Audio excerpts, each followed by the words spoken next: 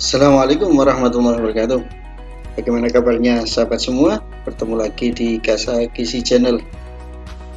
Kita akan membahas berkaitan dengan rekrutmen calon panitia pemilihan kecamatan untuk pemilu tahun 2024 mendatang.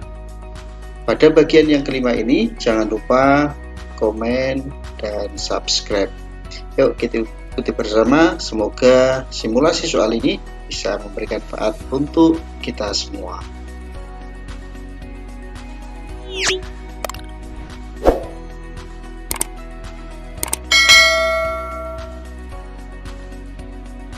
Sahabat semua, kita mulai dari soal yang pertama.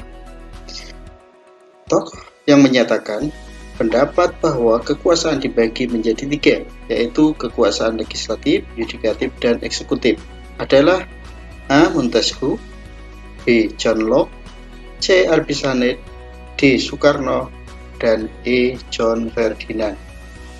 Kita ketahui bersama ada rumusan terkait dengan kekuasaan legislatif, yudikatif, dan eksekutif ini disampaikan oleh John Locke. Jawabannya adalah yang B. Lanjut soal yang nomor 2. Negara kita merupakan negara hukum, sekaligus mengakui bahwa kekuasaan tertinggi adalah rakyat atau demokrasi. Hal ini dapat dibaca dalam A. Pasal 2 ayat 1, B. Pasal 2 ayat 2, C. Pasal 1 ayat 1, D. Pasal 1 ayat 2, dan E. Pasal 3. Kalau kita baca undang-undang, sahabat semua, maka akan kita dapatkan terkait dengan landasan atau kekuasaan tertinggi adalah rakyat ada di pasal 1 ayat 2. Jawabannya adalah yang D. Soal nomor 3. Berikut ini merupakan landasan demokrasi yang mencakup beberapa kebebasan, kecuali, kita pull dulu teman-teman semua kecualinya sebagai penanda untuk kita menjawab soal nomor 3 ini. A. Kebebasan berkumpul, B. Kebebasan berbicara, C. Kebebasan politik, D. Kebebasan kesusilaan, dan E. Kebebasan berserikat. Karena ada pengecualian, maka yang tidak benar adalah kebebasan susilaan, atau jawabannya adalah yang D. Soal nomor 4. Berikut ini yang bukan merupakan tokoh demokrasi dunia adalah A. John L. Esposito. Sahabat-sahabatku semua, kita beralih ke soal yang nomor 6. Pada masa Orde Baru, terdapat lembaga yang mempunyai tugas menentukan partai yang ikut dalam pemilu dan mengadakan pemilu. Disebut dengan A. Komisi Pemilihan Umum, B. Komisi Pemilihan Independen, C. Lembaga Pemilihan Umum, D. Lembaga Pemilihan Independen, dan E. Komisi Pemilihan Nasional. Kita ingat-ingat ini pada masa Orde Baru, jadi belum ada KPU atau Komisi Pemilihan Umum. Sebelumnya disebut dengan Lembaga Pemilihan Umum. Jadi jawabannya adalah yang C. Soal nomor 7. 3 lembaga yang disebut dengan penyelenggara pemilu di Indonesia adalah A.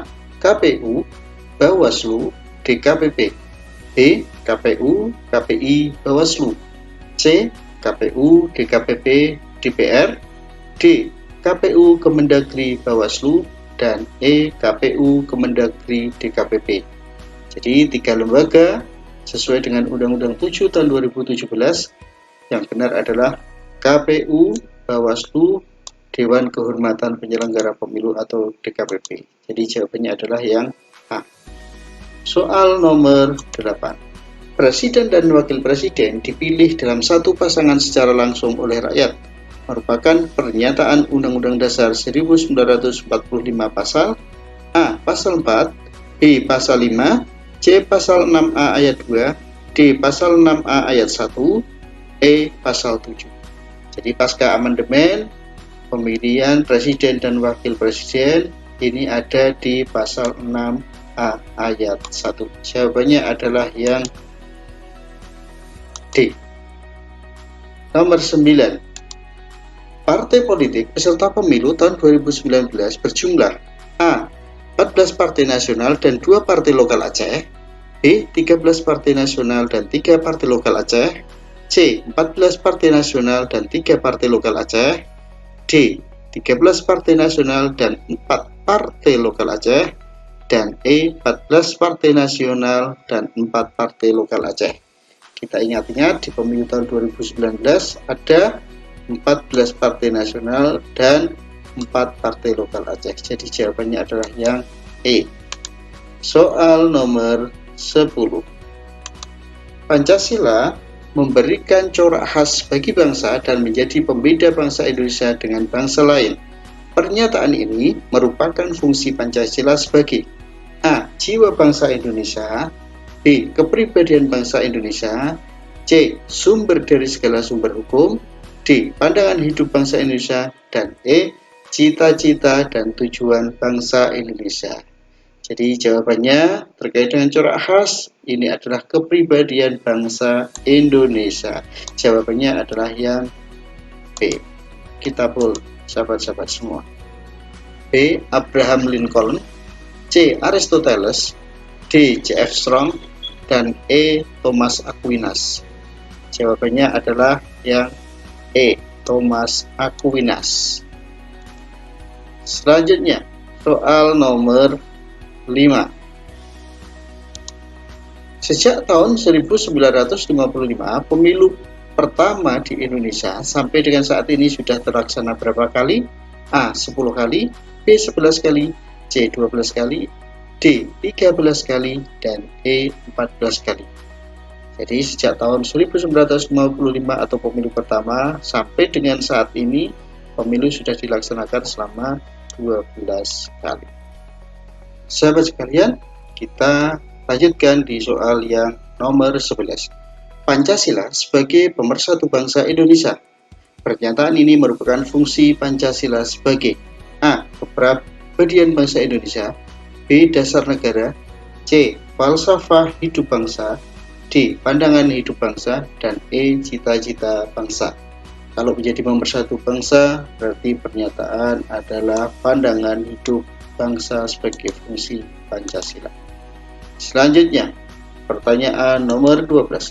Pemilu serentak 2024 sudah dimulai tahapannya sejak A. 11 Juni tahun 2022, B. 12 Juni tahun 2022, C. 13 Juni tahun 2022, D. 14 Juni tahun 2022, dan E. 15 Juni 2022. Kalau ditarik 20 bulan ke belakang, maka tanggal yang tepat dimulainya tahapan pemilu tahun 2024 adalah 14 Juni tahun 2022. Jawabannya adalah D. Soal nomor 13. Berikut ini adalah nama-nama yang menjabat sebagai anggota KPU RI periode 2022-2027 kecuali. Kita pul teman-teman kata pengecualian untuk memberikan tanda terhadap jawaban. A. Idam Holik, B. Yulianto Sudrajat, C. Parsedan Harahap, D. Muhammad Afifuddin, dan E. Toto Haryono. Keempat orang ini adalah anggota KPU RI, kecuali hanya satu, beliau adalah Bapak Toto Haryono. Jawabannya adalah E, menjadi anggota Bawaslu Republik Indonesia tahun 2022-2027. Soal nomor 14. KPU RI berkedudukan di Ibu Kota Jakarta yang terdiri dari A. 5 orang, B. 6 orang, C. 7 orang, D. 8 orang, dan E. 9 orang. Ada 7 orang, jadi jawabannya adalah yang C. Soal nomor 15. Berikut ini yang bukan merupakan tujuan Komisi Pemilihan Umum atau KPU adalah mewujudkan KPU yang A. Mandiri, B. Berdaya, C. Berintegritas, D. Profesional, dan E. Demokratis. Yang tidak ada dalam tujuan adalah berdaya, atau jawabannya adalah yang B. Sahabat sekalian, kita lanjutkan di soal yang nomor 16. Lembaga yang menjadi mitra strategis KPU dalam sosialisasi pemilu untuk masyarakat adalah kecuali. Kita bold, sahabat-sahabat sekalian, kata kecuali. A. Lembaga swadaya masyarakat. B. Pemerintah daerah. C. Tokoh masyarakat atau Thomas. D. Pusat kesehatan masyarakat atau puskesmas. Dan E. Organisasi masyarakat atau ormas.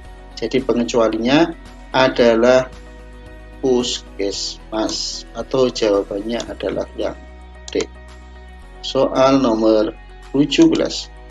Penyelenggara pemilu ad hoc paling bawah adalah KPPS yang mempunyai kepanjangan A. Ketua Pemungutan dan Penghimpunan Suara. B. Kelompok Pemungutan dan Penghitungan Suara. C. Ketua Pemungutan dan Penghitungan Suara. D. Kelompok Penghimpunan dan Pengumpulan Suara. E. Ketua Penghimpunan dan Penguatan Suara. Jawaban yang tepat adalah yang B.